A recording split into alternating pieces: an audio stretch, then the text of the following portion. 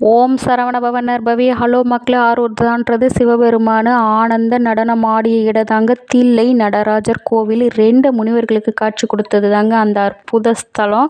அப்படிப்பட்ட திருவாதிரை ஆருத்ரா நாளில் நாம் திருவாதிரை களி செஞ்சு கொடுத்தோன்னா நம்ம வாழ்வில் சிறக்கலாம் மக்களே. சிவபெருமான் திருவாதிரை பௌர்ணமியில் தாங்க நடனம் ஆடி இருப்பார், ஆனந்த நடனம்.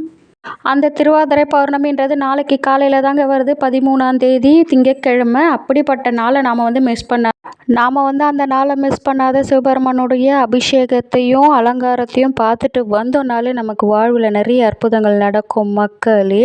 நாம் கோயில் ஸ்தலத்தில் 6 கால பூஜைகள் பார்ப்போங்க. அதே மாதிரி தான் நடராஜருக்கும் 6 கால பூஜைகள் மட்டும்தாங்க நடக்கிறேன்.